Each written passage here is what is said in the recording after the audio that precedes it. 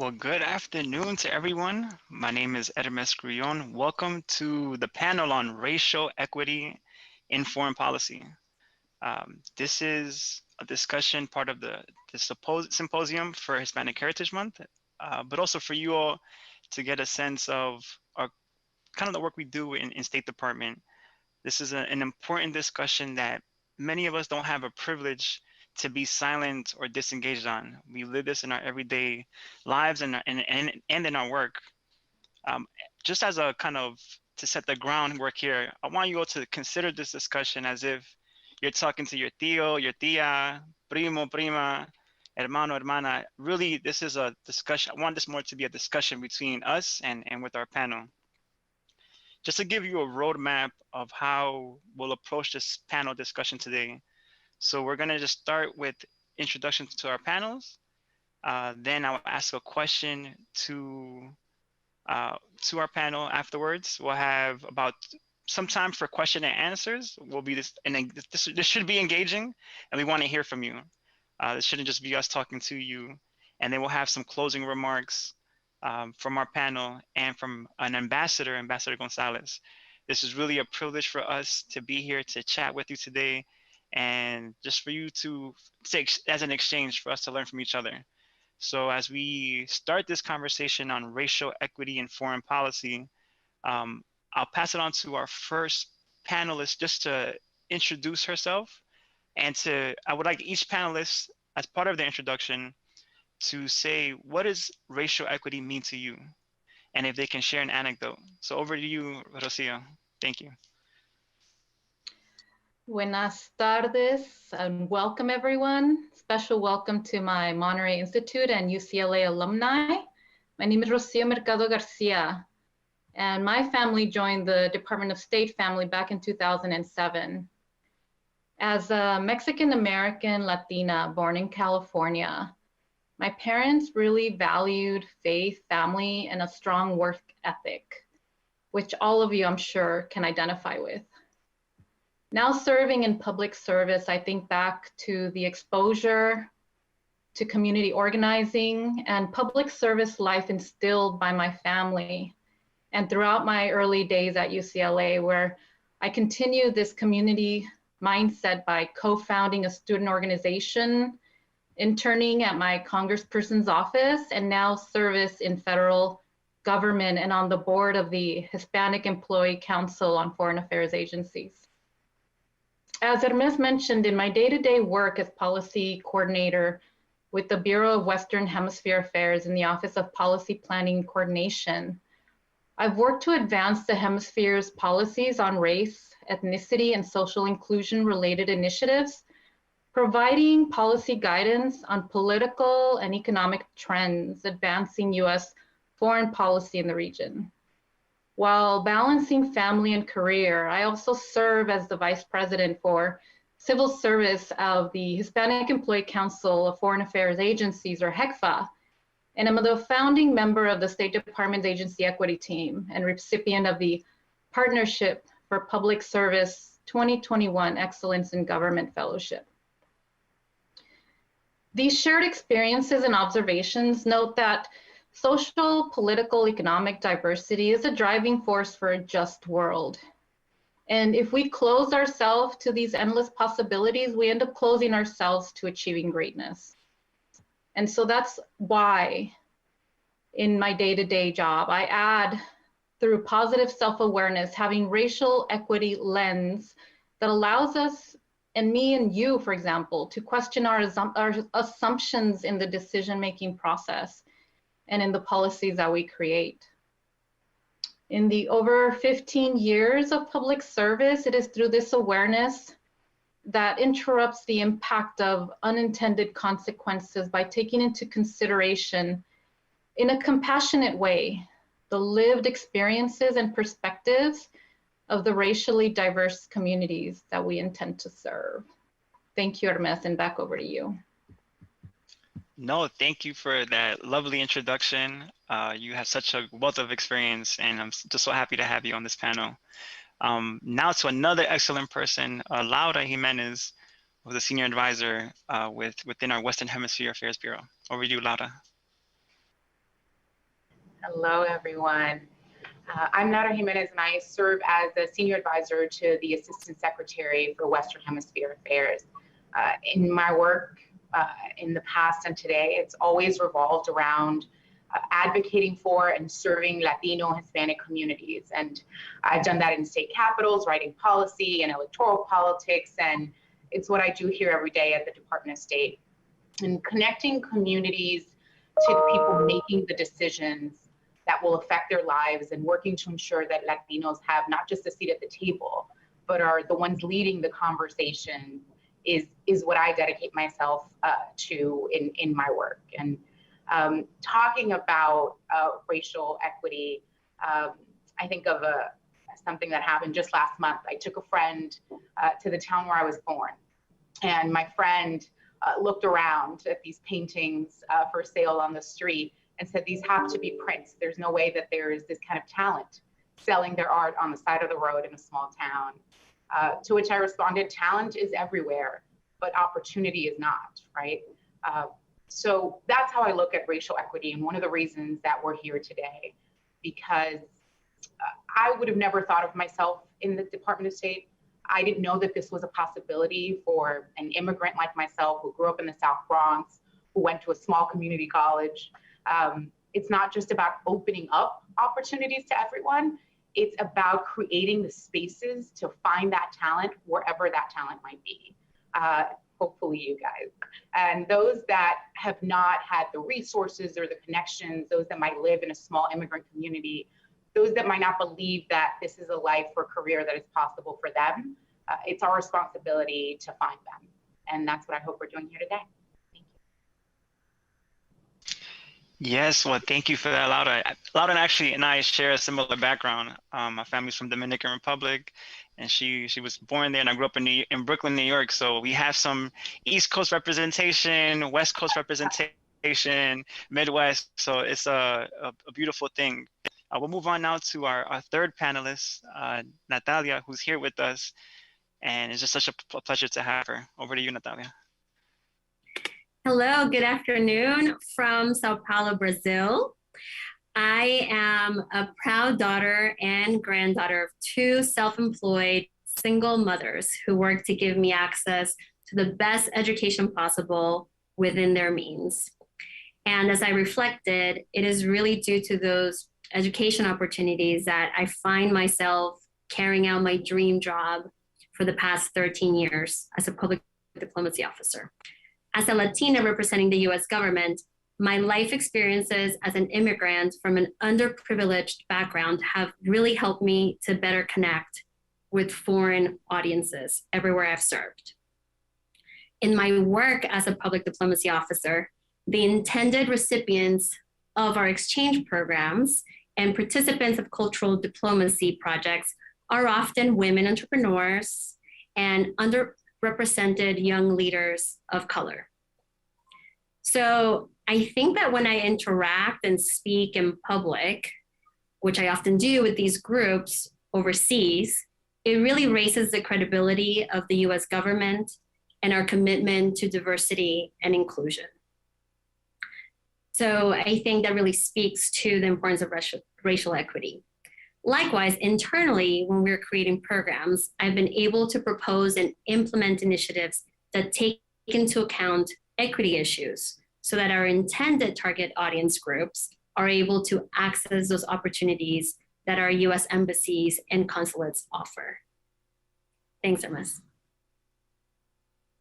No, thank you so much for that succinct presentation. As you can see, as a public diplomacy officer, she's really good giving the presentation and highlight some of those skills that we value in State Department.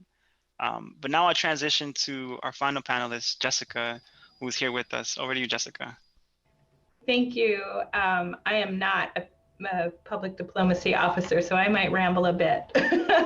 Hi, everyone. I'm Jessica Huber, and I am a senior policy advisor for the newly appointed Special Representative for Racial Equity and Justice, Desiree Cormier-Smith. Desiree brings her greetings, her warm greetings to everyone. She apologizes for not being here herself. She had several conflicts actually, and asked me to step in. So I'm happy to discuss today a little bit more about her mandate. She is the first person to be appointed into this position by the Secretary of State. And her mandate is really twofold: to help lead the State Department in its efforts to strengthen and embed racial equity and justice into its foreign affairs work. So really living the work that has been described by colleagues today in all aspects of the work that we do at the State Department. So not just our internal workforce, but actually in our policies, our programs, and processes in Latin America, of course, but also around the world. And then the second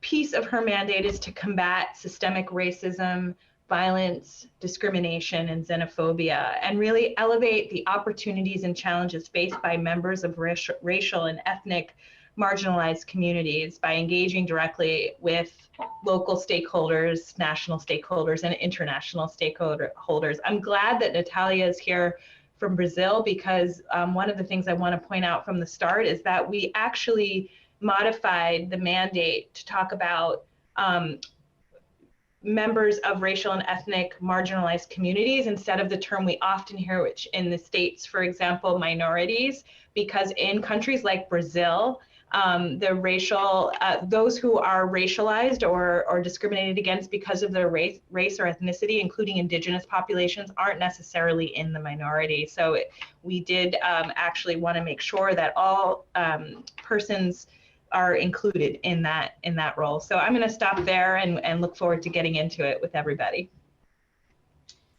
No, perfect. Thank you for so much. I just want to make a small plug. Desiree actually is an alum of the Pickering Fellowship, as well as myself and others on this panel. The Thomas R. Pickering Fellowship Program is a great pipeline to join the State Department. There's also the Charles B. Rangel Fellowship, and there's other pipelines similar to that are encouraging people from underrepresented backgrounds to join the State Department, and gives you a contract with the State Department, but also helps subsidize your graduate school education. So great programs if you're interested in this type of career. So now, first of all, I want to, in the meantime, encourage people to please put your questions in the chat. Let us know what questions you have as we kind of now start transitioning to our question and answer session.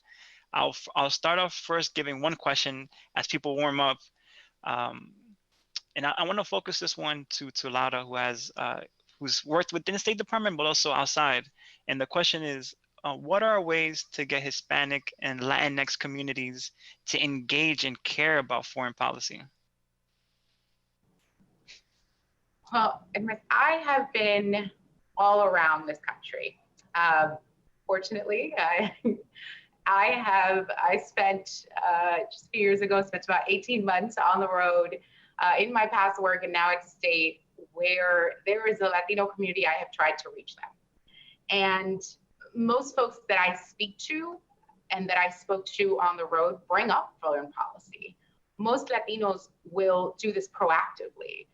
Our communities have a unique connection, whether that's through your family or if your family has been here for generations, or if you're an immigrant like me, your ties to the region through family or culture are important parts of our lives.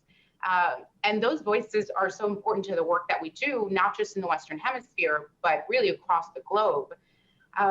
We talk about a foreign policy in service of the American people, but in order to do that, it has to include all Americans, right? Not just those that have access to or know how to reach the State Department. It can't only be policymakers or think tanks.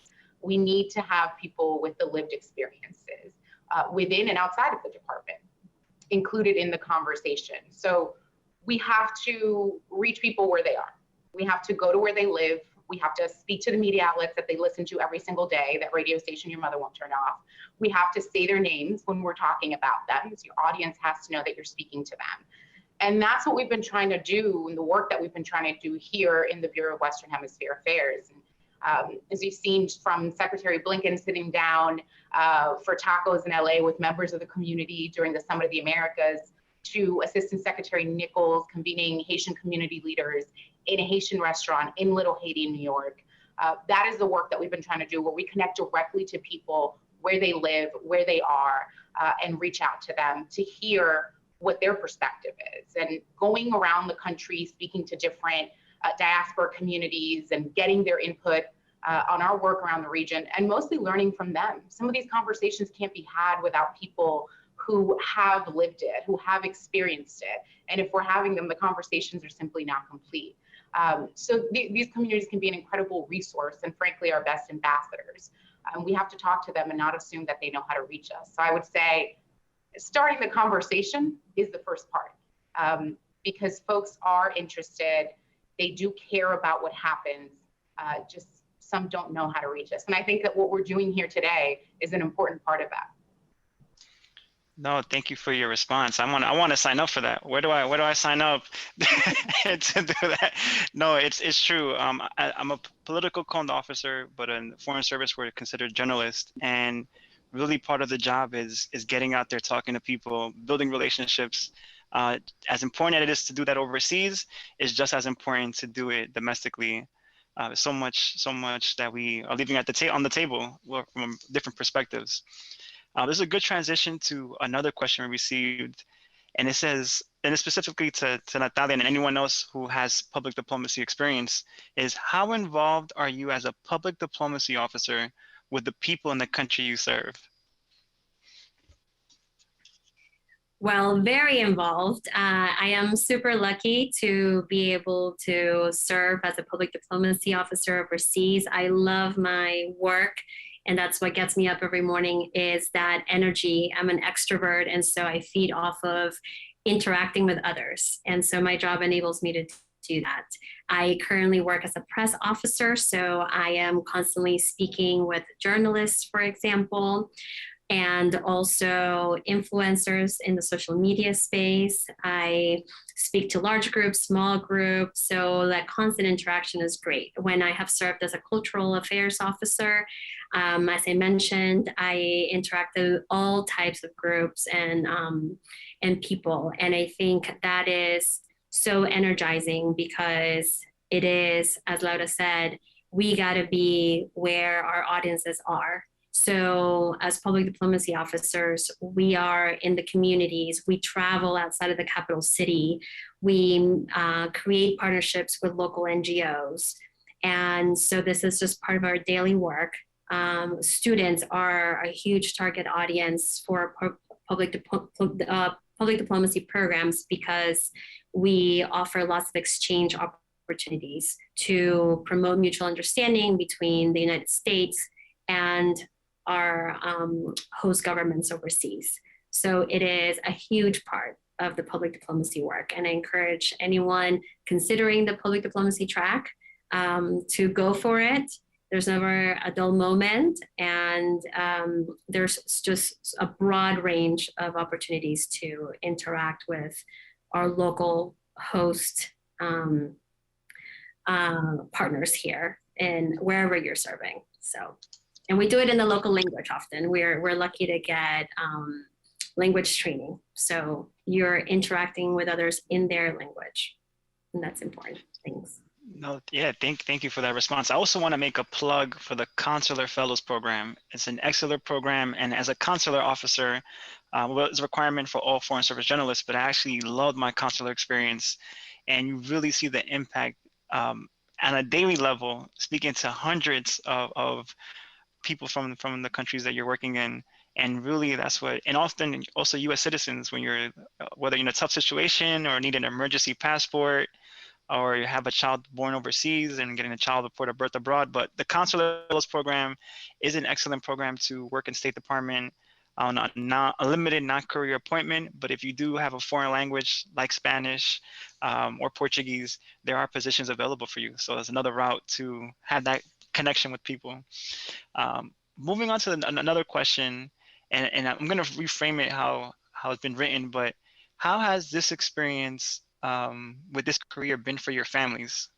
Whether they've traveled with you overseas or visited you, you know, how has it been for you? How have you explained this career to your families? Anyone feel free to take that question. I can jump in here because I come from a pretty large family. And, you know, it's true what they say, this foreign service career and working with the Department of State is a lifestyle, right? I often had family members travel to visit me, luckily, wherever I was. If I were in Europe, if I were in Latin America, it was just a grand time. And thankfully, you know, these experiences, lived experiences, shared experiences, have enabled my family to learn more about foreign policy, not only within my family, but with relatives, right? With friends and family. When I worked with Congresswoman Solis's office, she often was very curious about the work that I was engaged in. And funny enough, our issues converged many times, right? Gender-based violence, migration, the policies and practices put in place.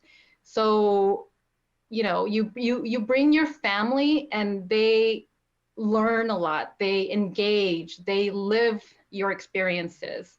Because when you're abroad, you know, you never lose that connection. Yeah, it's true. And, you know, I would say one of the benefits and challenges of the career, I'll be very honest with you. I'm married. My wife has her career. She's now State Department, and she has a successful career on her own. And I think part of the challenge is balancing that. So I'm in DC now, and I'll be vulnerable with you all because I think it's important. You know, the career, you have to balance what is best for your family as a personal choice. See what is, you have to decide that for yourself, whether you put your, and there are seasons in your life where you put your career and your family may take a sacrifice, but it's kind of a constant dance. So, but there are employment for spouses when you are overseas, whether on the local market or now as one of the benefits from the pandemic, if I can say that, because pandemic was hard for everybody, is that a lot of companies realized you can telework. And for a lot of spouses, that's been amazing because then they have employment overseas. Now I have 2 kids, and I think about the privileges they're going to be able to experience something that I never got to experience, and being able to live in another country, have the culture, and attend schools. You know, I didn't travel for the first time until I was 17. I lived in a very international and, you know, place in New York. I spoke Spanish mainly in my neighborhood, but it wasn't until I was 17 that I went overseas and really caught the bug, you can say. But this gift, my children will have that. And I always think about, you know, they'll be able to grow up speaking another language. I speak to them in Spanish, but wherever we go, they'll have that experience, and it'll make them a much more global. They have a global perspective. So that is a benefit. There are, you know, there are pros and cons to everything in life, but I do think it can work for a family. I want to transition now to another question, and you know, this one is a little bit more. Somebody posted here is, have you ever worked in a dangerous place? And they want to know about, do you get to pick what countries you want to go to? Yeah, I'll put that if anyone wants to answer that. Hi, I'm back. So I served in Kabul, Afghanistan when we still had a mission there. And we were calling those priority staffing posts back then. And it was a 1-year assignment. I served there in the public diplomacy section. And it was a challenge that I volunteered for. And it was something that I always wanted to do since I joined the State Department, because it was a region of the world that I was not familiar with, and where we had important foreign policy priorities. And therefore, I wanted to have an opinion. I wanted to be well versed in what we were doing there as the US government and how we were doing it. And so that was the thing that I reached for, and I served there. I learned a lot. It was very challenging. I was there a single officer, and I was just astounded by the talent of our local employees, who are Afghan employees, and the risk that they took to work and contribute to the U.S. government mission there. So that that's what I took away the most, is that interaction with our local employees, because we were not, in the local economy. We lived in a compound, and I felt very safe inside the compound. But we did have some attacks, but without any injuries. And also, because I was working in public diplomacy, I again got to see sort of the bright side and the bright future of that country. I was managing the Fulbright program, for example, and I was able to interview over 200 young leaders in Afghanistan and hear their amazing stories. And so I really saw a bright future through their eyes. And I saw the impact that our US government investment was having in their lives through English programs, through exchange programs, universities that we established there for women, etc. And so that was an amazing experience. Now, in general, service assignments, I also served in the Human Resources Bureau, which now is called the Global Talent Management Bureau. And I served as an assignments officer, career development officer. And so for the first 2 overseas assignments for generalist foreign service officers, those first 2 assignments are directed. However, there is an internal process for officers to rank their preferences and have a conversation with the career advisors in order to take into consideration their family situations, any other needs that they have, and balance that with the needs of the service. Then beyond the first two assignments, we do have an internal process that we all go through every couple of years, pretty much a year before you transition from your current assignment, to look through the vacancies list and apply and obtain references, much like in the real world. It's just that we do it every 2 to 3 years. And so you get lots of practice at interviewing, lots of practice at maintaining your network of references of people who can speak on your behalf about your performance. So we have an internal system for that. So it's a negotiation. Yeah, and just to, I think it might be useful to clarify, so that we have several different employment categories. You have the foreign service generalist, you have a foreign service specialist, we have contractors, foreign service specialists, contractors, foreign service generalists.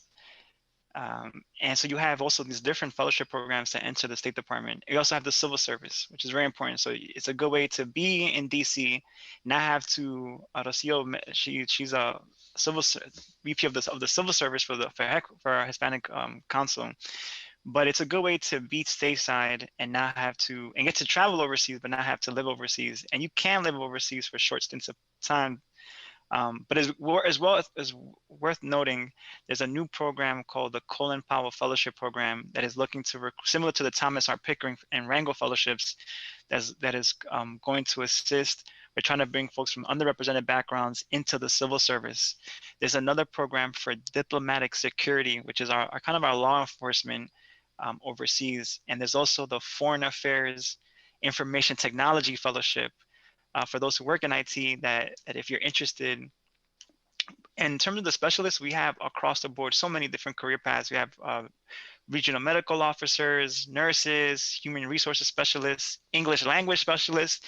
So really, if you have an interest, there is something for you. We have construction engineers. Just to put it out there, if you have an interest and maybe your background is not, say, in international affairs or communications, you have this other venue to join the State Department. All right, we have a good question here. I think is relevant. Somebody says, put here, how do you face imposter syndrome, especially as a Latino, Latinx, where you may feel you may be discriminated against by others? And I would just say this across the board, for anybody from an underrepresented background, how do you face imposter syndrome in your daily work? If Jessica's with us, maybe Jessica, you can, give you a chance to answer a question here. If you can mention something. How do you deal with this? You fake it till you make it. I don't know. We all have imposter syndrome. I have it every day, and I've been doing this work for over 20 years. Desiree's mandate, the Special Representative for Racial Equity and Justice, has been in office has been a team for 4 months. So we are definitely, we're coming with expertise, but how that applies inside the State Department, it's a daily question. It is right, it's a question right now. So please don't let that hold you back. It is, I do have doubts. I didn't grow up in a rarefied air of imagining diplomacy myself personally.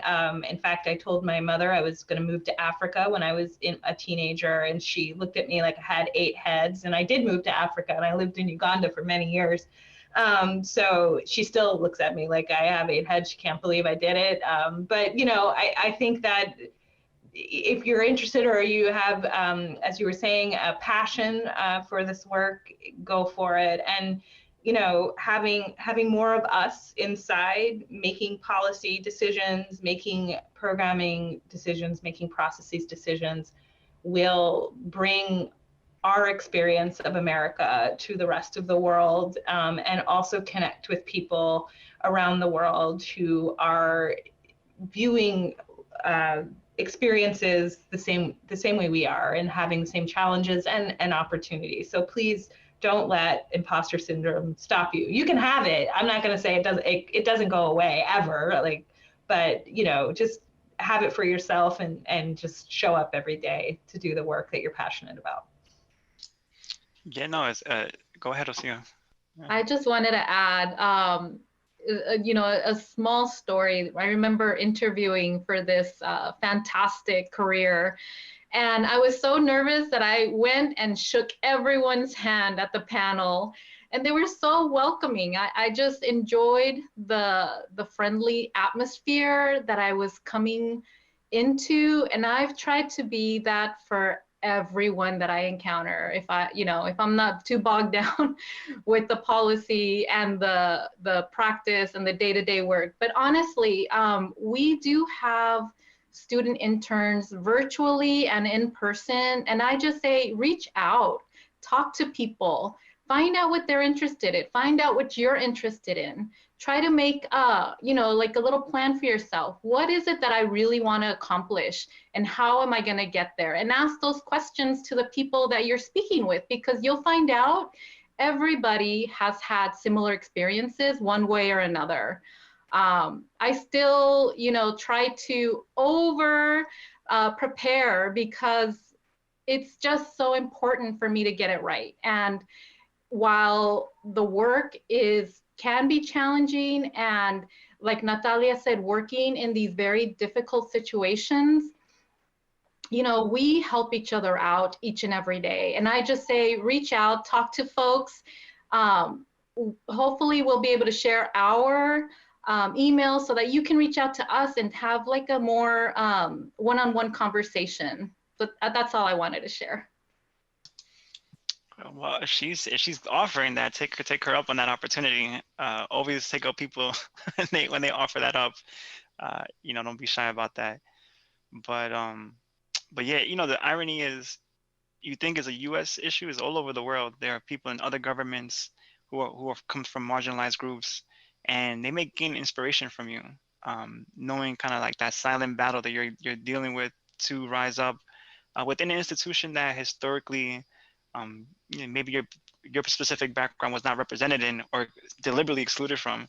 So it gives inspiration to others, and for that little, like I think of my daughter, my son, like they have models that they can look at.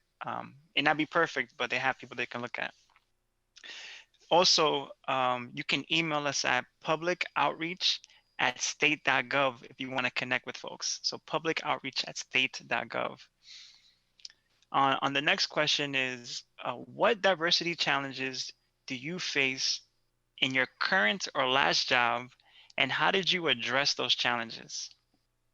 That's a tough question. Wow. What diversity challenges do you face, and how do you address those challenges?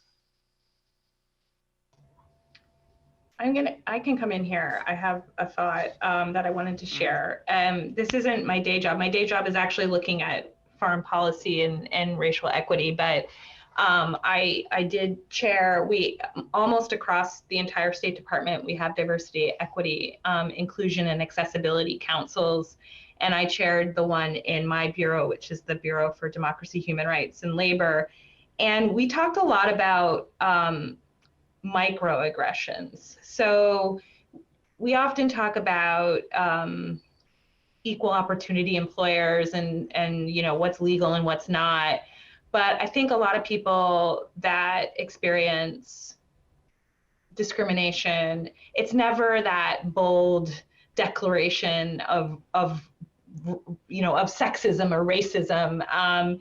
It tends to be little slights, microaggressions, as we call them, and it's sort of like death by 1,000 paper cuts, right? It's not that like, and so you feel like you're being gaslit a lot. And so we actually in DRL, which is our Bureau, the Democracy, Human Rights, and Labor, to not use an acronym, we really tried to unpack that and describe experiences when somebody makes a slight about somebody's age, or the classic describing a black male using somebody's name that's a black male that's not the black male that you are actually talking to, because there are two whole black men in a particular office or something like that. You know what these slights look like. So not sort of straight up slights, or asking where you're from, which is the favorite question that a lot of us get.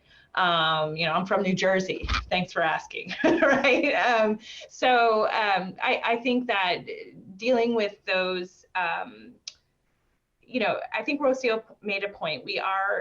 We're mission driven. We do have great colleagues, but we still are in a world where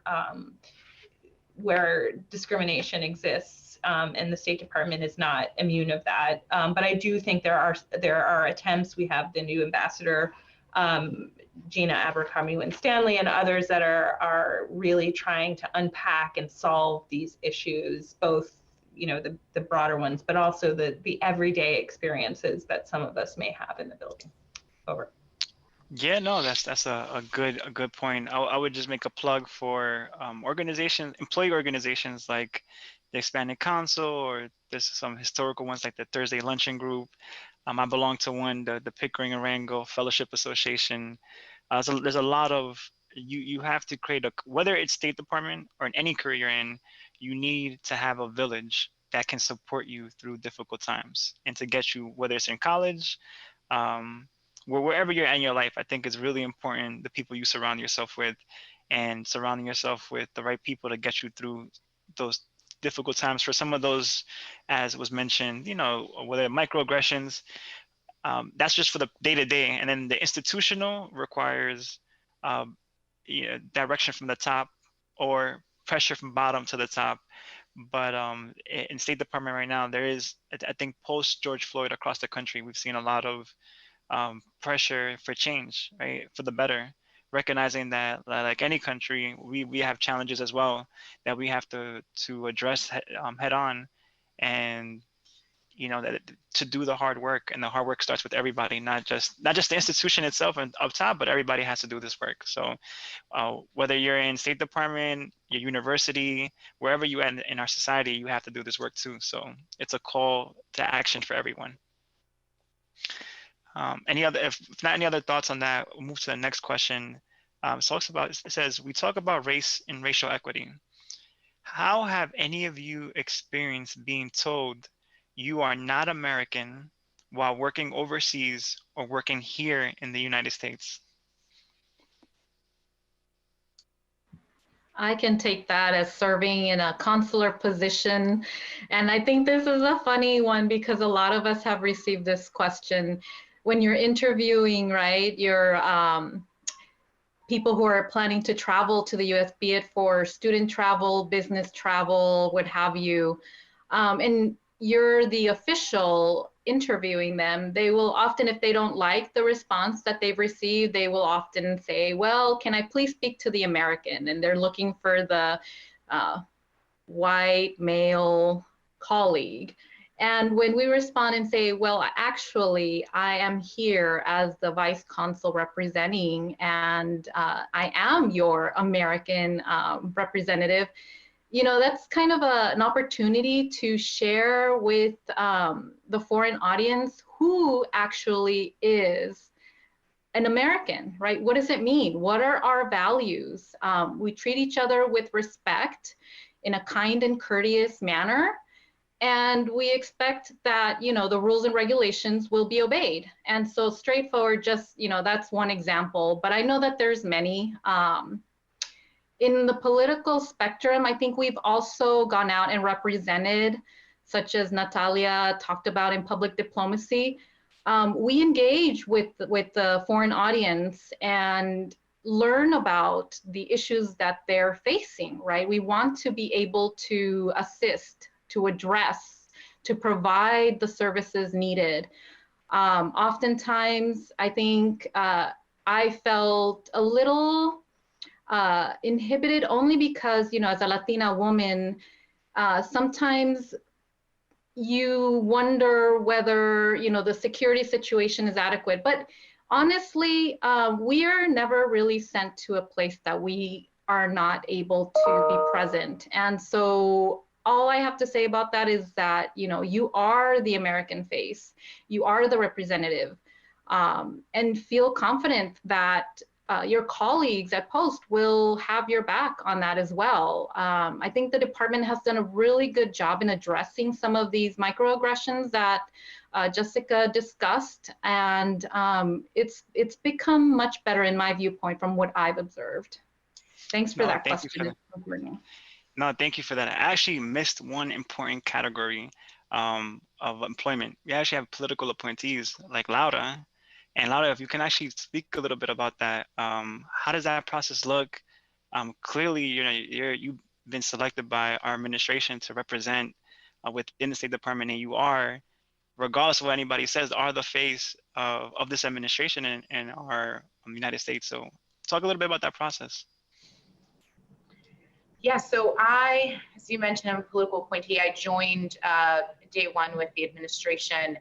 Before coming to the State Department, I spent the last few years of my life with the Biden team and working on that. And so coming through working on transition, I was asked if I was willing to serve here to take some of those conversations that I talked about with you guys before, those conversations, those relationships that we built, the promises that we made about what we wanted to do and what we were promising the American people, and bring that here and continue that work, right? As I mentioned, everywhere I went and spoke to Latinos across the country, they did bring up foreign policy. This was incredibly important to them.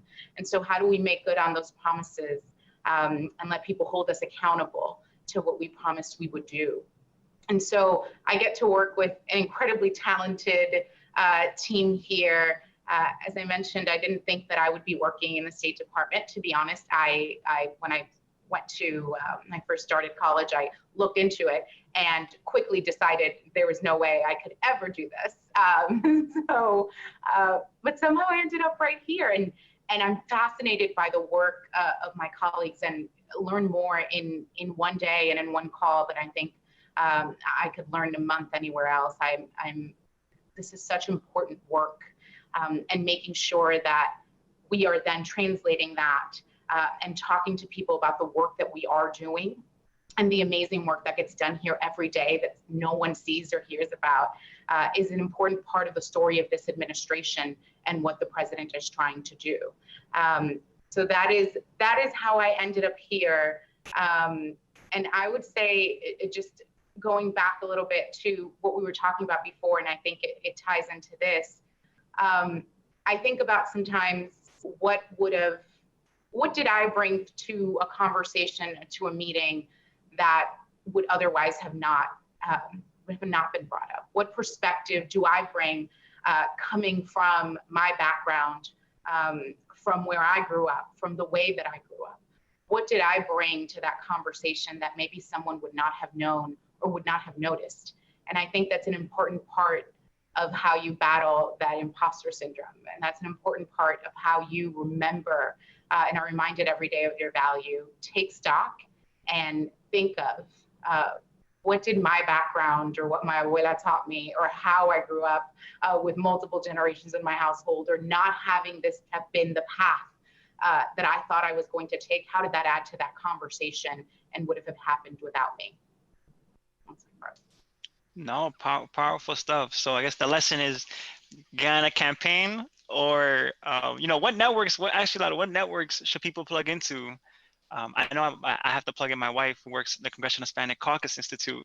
They have an internship program. Get connected with them to build that network. And what other networks? Do you have any networks that are worth plugging into as an advice for our audience? I think someone mentioned to take folks. Oh, Rocio offered to speak to folks personally, and you had said don't waste that opportunity. Number one, never waste an opportunity. If Rocio has offered to speak to you, you should take her up on that. And anyone else that offers, you should do so as well. Part of that is volunteering. Find a cause that you love. Find something that you care about, that you're passionate about, and give it some of your time. And you will meet like-minded people who care about the same issue, and hopefully will look out for you later on. Internships are incredibly important. I did many of them in my time, but incredibly important, whether you're able to travel for them, whether you're not, whether you do them at home. And now that we have a great internship programs across the administration, but here at the State Department, that are also paid internships, right, that allow folks who usually would not have been able to take that opportunity, to take advantage of that while still meeting their responsibilities at home. And so once they take advantage of that, make sure that you're doing that research, but keep up with those relationships. Relationships are what this is all about. I in all of the work that I've done, live off of my relationships, maintaining them, and being sure to nurture them, I think is the most important part. But again, take up folks who are willing to have a conversation with you, to have a moment with you, no matter how small. And I always like to say, karma is helpful. When you go somewhere, bring someone with you. Take someone with you, look back, reach out, and say, who can I bring into this experience? Who would be good? I have a network of interns that I have worked with that have now become friends and family. And from the very first days of my stake in the state capitol when I worked in Florida, those interns who I've worked with then are still working with me today in some way, shape, or form. And so make sure that you reach back and bring someone with you so that we're not always the only ones in the room, and we can have more folks using their voice and taking up this space. No, powerful stuff. Thank you for that feedback. I also want to make a plug. I studied at Howard University for 2 summers, and Howard University has several programs, particularly in international affairs, that you can just Google and you can research more programs that are State Department funded. Now I want to make a transition to, as we wrap up our panel session, if each of our panelists could give just 2-minute remarks, concluding remarks on final thoughts, what's some last piece of final advice for our attendees, maybe starting with Jessica. Well, I may change the subject a little bit in my final. Sure. Remarks. Yeah, go ahead. Back to my day job, which is to embed racial equity and justice into our foreign policy processes and programs. Yesterday, I had a meeting with a country in South America, I will not name it, and we asked them about the Afro-descendant population in that country, explicitly wanting to know what this group of government officials is doing around the issues, challenges, opportunities, marginalization of the people of African descent in their country. And then they talked for 55 minutes, and the meeting was an hour long, about what they do for marginalized populations, including women and the elderly, et cetera, et cetera. And then in the 56th minute of the meeting, we got the microphone back and said, okay, but what about the people of African descent? And they said, oh yeah, we care about them too. And so it was very clear that there is work to be done in that country, which is why we were meeting with them. But I think the lesson for me was also to be intentional and explicit about our concerns and specific populations within communities that we are wanting to serve. We want to serve everybody, but we also have to make extra efforts to focus on populations, people who are marginalized because of their social identity. And even within that, there's a term trending in the State Department right now, intersectionality, and people are very excited because they're wanting to apply that to their work. But it's becoming almost like a positive thing. And really what actual intersectionality is doing is outlining compounded discrimination because of social identity. You may be a woman of African descent in a South American country. You could be a queer woman and with a disability. And we want to understand and support those populations. So I think being intentional, being explicit about the concerns that we have, and being inclusive and intentional, talking to everybody so that we are really getting the true picture of what is going on in a particular context. Over. No, thank you for, that's very important to kind of focus on, marginalized groups across the world, and it looks different in many different contexts, but you want to elevate everybody's voice. Over to Natalia in a South American country in Brazil at the moment. Yeah, so I would like to, close with a message to our audience saying that the State Department needs you. And I think I echo that from Moises' statement prior to our panel. And I'll just give a quick example on why it's so important to have diverse voices in the State Department and in foreign policy. And I'll just share that, during my overseas experiences at Post Overseas, I've participated in a specific process that we go through every 4 years, the integrated country strategy process. And so that's an example of how we need diverse voices that can impact U.S. foreign policy in a practical way. This strategy that we come up with every 4 years, it articulates the U.S. priorities in a given country through a set of goals and objectives. And so when I'm overseas, and if it just so happens that it's time to renew that document, I've been able to be part of that process, of that exercise, part of the working groups that draft and provide the input to the document. And that document really guides our interagency efforts in that particular country. So, for example, here in Brazil, I recently worked on that exercise, and I worked to make sure that language was included in our objectives that reflected our diversity, equity, and inclusion values across those objectives.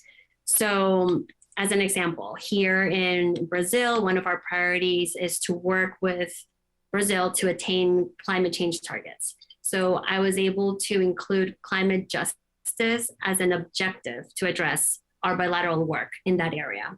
So again, perhaps if I wasn't here, perhaps that wouldn't have been added. But I felt like, as my colleagues in the panel mentioned, what value are you adding to the conversation? Why am I here? What can I contribute? So we need more diverse voices always. We can never have enough diversity.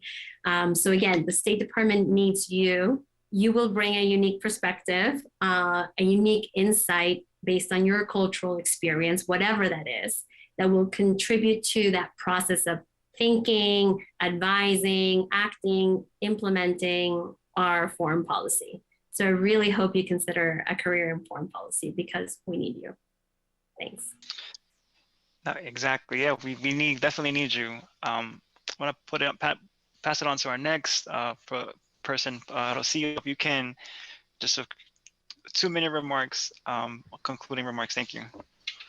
Certainly. I'll just leave with the information that I have regarding the office that I work in, which is the Race, Ethnicity, and Social Inclusion Unit, which analyzes, strategizes, and examines shared understanding of the root causes of systemic disparities. And so I'll leave you with the quote from our boss, Secretary Antony Blinken, who really called on the hemisphere to tackle the economic and social challenges facing our people. He said, the reality is that we've often put more energy into strengthening civil and political rights, such as free and fair elections, the rule of law, freedom of speech and assembly, that we have into strengthening people's economic and social rights, such as bolstering labor standards, expanding access to adequate education and health, and providing more inclusive opportunities. And so people across our hemisphere are demanding that we do both. And obviously the United States hears that call. And I just invite you to work and heed that call with us too. Over. No, thank you. Thank you for that. And I know over to Laura, who's going to inspire us as always, as she has done throughout this time. Thank you. Well, thanks for that. You know, I will often bring up that I have a friend who always says, you can't be what you can't see. And I hope that you saw yourself reflected in us today. I hope that you saw and now know the value of your background, of your knowledge, of your experiences, of your language skills, and what that can bring to this department and to our country. I hope that you saw in Rocio and Hermes and Natalia and in Jessica how their backgrounds and their experiences are adding to the work that we do and what we would be missing out on if they weren't here. So I hope you saw yourself reflected. I hope that you consider joining us. And I hope that you will, that in that reflection, you can maybe see a future here at the Department of State. Wow, you did not disappoint, Laura. That was inspiring. I just wanted to mention as we conclude that, you know, we have colleagues here who they work in Western Hemisphere affairs, but we have colleagues who work in Africa, our East Asian Affairs Pacific Bureau, in Europe. Many of us have worked in other parts of the world. So you can definitely, I know somebody have posed a question about they're studying Chinese and Korean. You know, I have colleagues who are part of our community who do work in those bureaus and in senior positions. Obviously, we need a lot more representation at the senior level, but it starts with you all getting that preparation. And you don't have to come to State Department with the language. State Department will, at least in the Foreign Service, and you know, they will train you in the language. I got French, and then I went off to East Africa. So, you know, there are opportunities to explore across the world, and you want, yes, these spaces, maybe representation is not where we want it to be, but any place you work, whether State Department or anywhere else, you don't let anybody dim your light, and don't let anybody kind of make you feel smaller. Your voice, as you've heard from our panel, is very important, and we need you. We need this representation at the table. So we do have closing remarks, so please don't go anywhere. But I want to let you know that this event is being recorded, so please share the link to the event widely. If you're interested in having a speaker at your school about what they do, you know, about the State Department, or if you want to hear about a particular issue, email us at publicoutreach@state.gov, publicoutreach@state.gov. And we will now transition to our concluding remarks from Ambassador Gonzalez. Stay with us.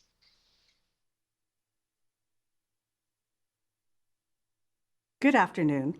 Thank you so much for joining us today, and we hope you enjoyed these two engaging sessions organized by the Department's Hispanic Employees Council of Foreign Affairs Agencies, HECFA, and our Global Public Affairs GPA office.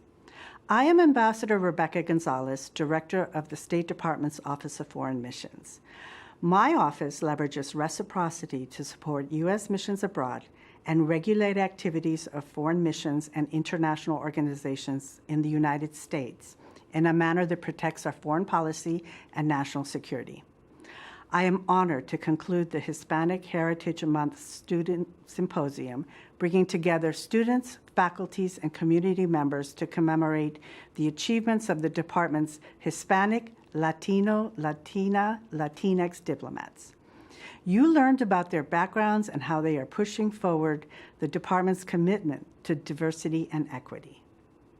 I have served in the State Department for 37 years, my entire career. I started as a GS3 clerk typist and held several civil service positions before joining the Foreign Service in 1992. In the Foreign Service, I worked in various capacities in Latin America, Africa, Europe, Middle East, and Washington, D.C. Prior to my work at the Office of Foreign Missions, I served as the United States Ambassador to the Kingdom of Lesotho for 4 years. I am proud of the significant gains that the United States and the Kingdom of Lesotho made in the areas of health, to include HIV/AIDS control prevention, human rights, and combating human trafficking. I come from generations of Hispanics who have lived in the southern Texas region, and I am deeply proud of our culture and the contributions we have made to the United States. As an ambassador, I am deeply committed to the department's diversity, equity, inclusion, and accessibility priorities, and look forward to our continued engagement and efforts to recruit young professionals. I am excited for you to join our ranks so that we can build a State Department that looks like the America it represents. Muchas gracias. Thank you so much.